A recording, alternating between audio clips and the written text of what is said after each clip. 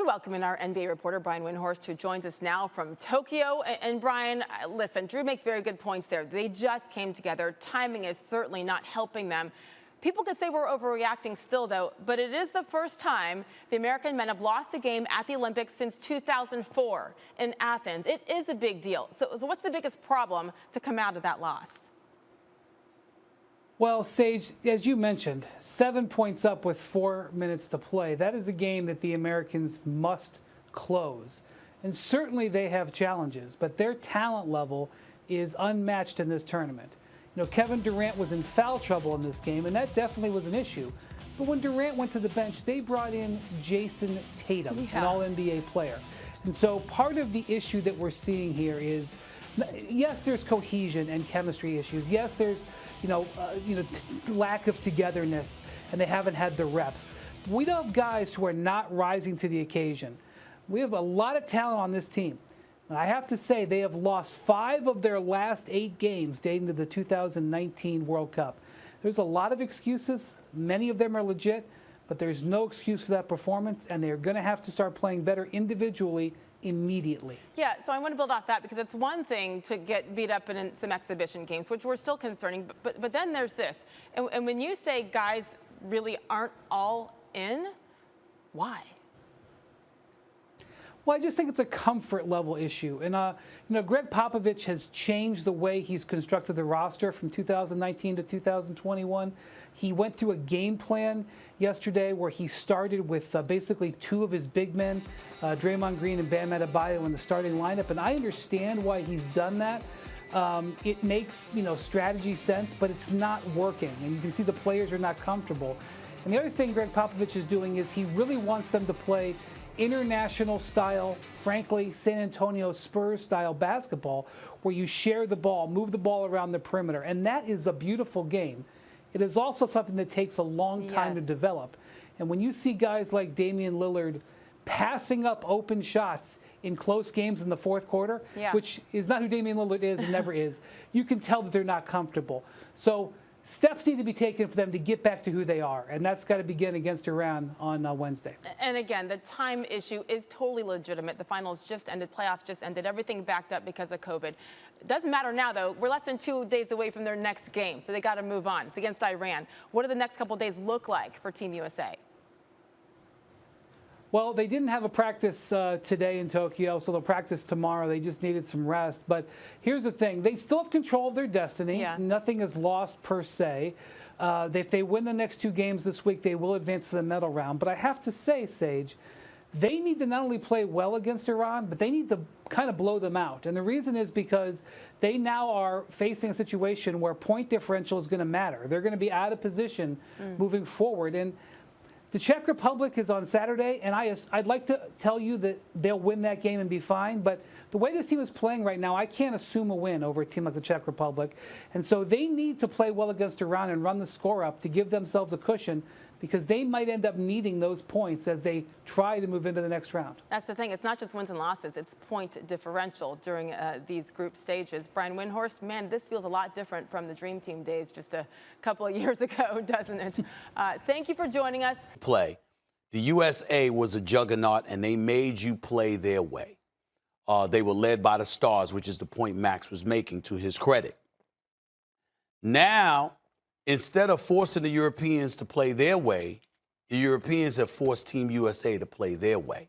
That's why you got a roster filled with a bunch of shooters and no true big man presence. Your definition of a big man is Draymond Green and Bam Adebayo and Kevin Love, okay? So understand they're forcing you to play their way now. And by playing their way, you're not looking too great at doing it. In the end, we're not going to dissect it that way. In the end, we're going to sit up there and say when LeBron was playing, they won. When D-Wade was playing, they won. When Kobe was playing, they won. Even though Kevin Durant was on those teams too. But because he's clearly the leader of this team, and Damian Lillard is a superstar player, if they continue to lose like this, you're going to look at them and you're going to say, what the hell happened? What's the problem with Team USA? It's the same problem in college when you have the most talented team, but they're a bunch of one-and-dones, and they play a team of guys. Maybe none of them will be NBA stars, but some of them might be in NBA rotations. But they played together for 2-3 years. They're upperclassmen now. They've played together. They've committed to each other, to the team, and they have some talent. They have some like real NBA-ish talent. They can beat a more talented team that hasn't played together for very long, that's not as committed or invested. That's why the upperclassmen of like a mid-major, they can beat a one-and-done powerhouse sometimes. And that's what's happening right now. This is like a one-and-done powerhouse. And when the Team USA is constructed, when you have, let's say it was a team of Steph, Harden, Kawhi, LeBron, and KD in the starting five, then none of this stuff matters because at a certain point, you have so much talent, it's just not going to matter. Look at the Brooklyn Nets whenever they were almost healthy, right? But when you start to degrade that roster, and now it's not all MVP caliber players, it's MVP caliber players with all-stars and maybe some guys who are only sometimes all-stars. Now these guys have to be committed. The teams that Team USA are playing, Stephen A., by and large, have multiple players, a core of players who have multi-year commitments to their country's team, to their national team, who've played together for some time, and have a handful of guys who can make NBA rosters, who are on NBA rosters. Who was Durant blocked by last night? Thibault, clean block. He can do that in the NBA, too. So yesterday, when we started, we said, is this roster a problem? I thought it was. Then yesterday, we asked, after the first loss to Nigeria, is this a problem? I said, not yet. Now we see it as a problem. 2 losses in a row, we see it's a problem. They played better, but not well enough, consistently enough throughout the game. They're playing teams who want it more. This is the biggest stage they'll ever play on. Most of the team isn't hoping to win an NBA title one day, like most of Team USA is. They want it more. They're more committed. They play together. They've been playing together longer. Either Team USA really starts to want it and commit to each other, or we got to send even better players than we're sending now. Wait, so is it want or talent? Well, it's not about talent. I think it's the wanting. And I think that, think about it, when they lost, I think it was in 2004. I mean, as Larry Brown was coaching the team and what have you. And I mean, that was not a good thing. What was happening there was not a good thing with Iverson and the crew and LeBron and them all on the younger that they were on the squad, and they did not win. And then they felt the need to elevate the level of urgency and get, Mike Krzyzewski up in there. Jerry Colangelo became managing director, and obviously you picked the star-studded roster. And they went and represented not 1, not 2, but 3 consecutive Olympics from 2008 to 2016. Now you've gone the way back to 2004. In other words, we're at the top of the heap. We don't need to have the, quote, creme de la creme in order to win the gold, which is something that I still maintain. See, I'm not talking, I'm assuming that you're incredibly committed. I'm saying that from a talent perspective, there should be no issue. I'm looking at the talent on this squad. You should be playing better. You should be more effective. And right now, if Kevin Durant, who is clearly the face and the leader of this squad, is associated with a collapse in Olympic play, particularly coming off of what just happened to Brooklyn, as spectacular as he was, we all know that. Kyrie gets hurt. If Kyrie isn't hurt, I believe they're in the finals right now. All right, James Harden, same thing. But that doesn't negate the shrapnel of criticism that inevitably is going to come his way, because people out there are going to look at him as the leader, and this is what happened on your watch. I have a question, one thing with something you said, Stephen A. When you say it's us not playing the European way, what do you mean by that? Well, what happens is that the style of play itself, I mean, some of the rules that have been implemented, the fact that they built this roster the way that they have, you've got 3-point shooters. You don't have a true bona fide big man in the middle, and that matters. If Joe, not that he's from America, but if Joel Embiid was on this roster or somebody like that, that would be different. Because you'd have a big man presence to throw the ball to in the middle or whatever. But by having this roster assembled the way that you did, you basically said there's a style of play that they implement here, overseas, and we think that's the way to go. And it's not working for you. When you think of all the best big men in the league, other than AD, who's like a 4-5, Embiid, not an American player. Mm-hmm. That's right. Right, he wouldn't be playing for Team USA. Not an American player. Freak, Nope, not American. So is the sport becoming more global? Is that part of the issue? And it's not that we're putting out a bad product? No, not a bad product. It just goes without saying the rest of the world has caught up. That's why now it requires us, if you want to be assured of a gold, even if they haven't played together a long time, Steph, Harden, Kawhi, LeBron, KD would never not win every game. They're just not capable of not winning every game. But once you get any lower than the greatest team ever, You can lose because, like, think about it like this. Let's say you took an all-star team. Yeah. And not all starters, 3 starters and 2 reserves on an all-star team. And they played a team that didn't make the playoffs. But it's the middle of the season, and these guys haven't played together on the all-star team even once. And the team that didn't make the playoffs has just played 40 games together. Right. Team that didn't make the playoffs might beat them. How confident are you in Team USA winning the gold? Not super confident. I think that they'll be competitive. They may be the odds-on favorite, but it's not like, look, guys, here's the team that we would send that would win the gold, okay? Without any question, 100%. Here's a starting 5. You tell me where I'm telling any lies. Steph, Harden, LeBron, KD, Kawhi.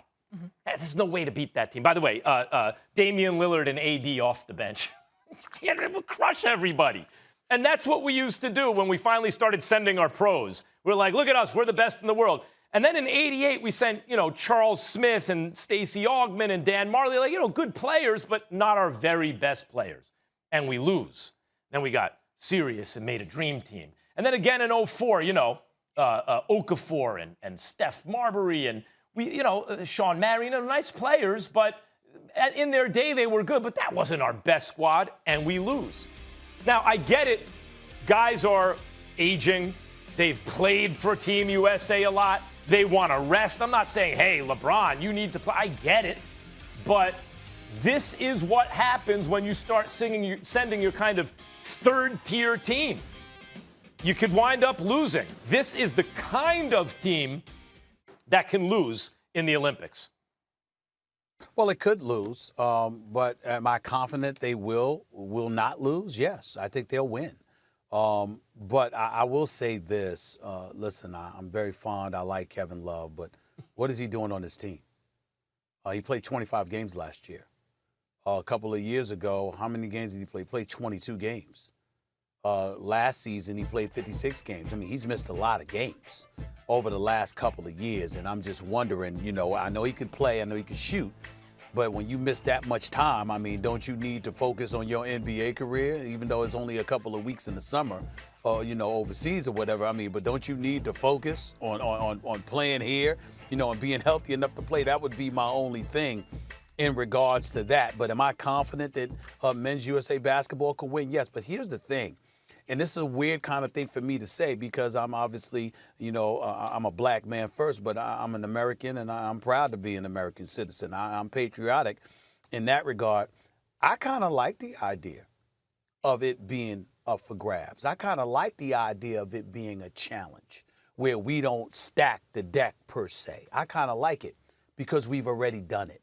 We've shown how dominant we can be. See, we have to send a message. We had to send a message, after the Barcelona games, 1992 Olympic Dream Team and all of that stuff. And then we sort of dipped with Larry Brown coaching the team and all that stuff. You know how much I love Larry Brown. He's a Hall of Fame. He's one of the greatest coaches I've ever seen. But he didn't ingratiate himself to the LeBrons, the Melos, the Allen Iversons of the world during Olympic competition. We get all of that. But what I'm saying is that because we've showed, particularly with Coach K coaching over the last 3 Olympics, we've obviously put our sheer dominance on display. I have no problem with it being up for grabs with some of the secondary stars or even lesser in the NBA representing Team USA and going and competing against teams in Europe, because we already know, the world knows, if we send our best, there's no competition. We've established that reality, and now that we've done that, there's nothing wrong with giving others shine and seeing what they bring to the table. Well, I mean, I hear you, except that remember what it feels like when we actually win a bronze. That's not a good feeling. That it's like, that's why everyone plays. After we win a bronze, that's why we send a sick all-star, all-time dream team's killer squad, because we're like, oh, wait a minute. We thought we wanted it to be closer, but nah, we're not taking bronze, and we crush everyone. But once we did it, though, and what I'm trying to say, Max, is that if we've done destroyed everybody and we've sent the message emphatically, if we send our best, you can't mess with us. There's nothing wrong after you send that message to now take some secondary dudes and say, well, we think we could beat you with that too. Why not send the college kids? Stephen A., you identified the most interesting thing about this whole subject off the top, and it's something someone on our set knows something about someone in Molly's family. Jalen Rose brought up Kevin Love's presence on the team and said it was tokenism. That's like, it's not just like, why is he playing? Of course it's tokenism. Of course it is. Why? How else could Kevin Love, who has not played it, Kevin Love used to be an excellent, excellent player. A multiple-time All-Star, max contract player, 25-12, best player on a team that made or a 500 team in a vicious Western Conference. He hasn't been that in a while. Kevin Love hasn't been an All-Star caliber player in years now. Why is he on the team?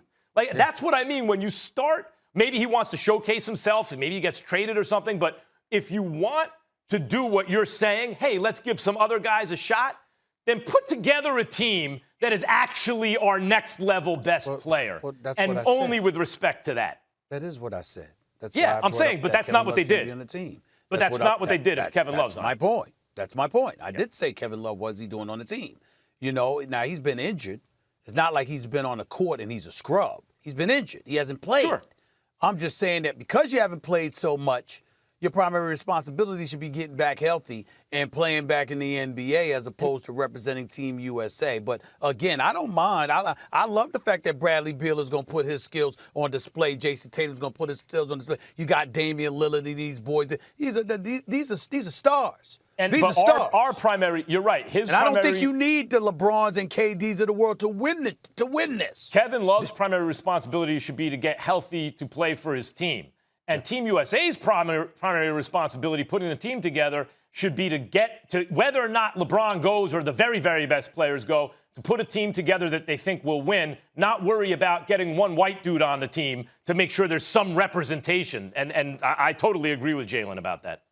Yeah. They might get their butts kicked down low, too. That's what I'm intrigued by Team USA as well, because we don't have any bigs, really. Bam Adebayo is not that big. Draymond Green is not a true big. Now, these are elite defenders. They can do some things. But them big boys in Europe, they put that meat, Jokic. They put that pork on them and lean on them a little bit. It might be a little bit different. Now, you got three-point shooters on this team to match the three-point shooters that are out there in Europe, and they can wreak havoc, and I get that.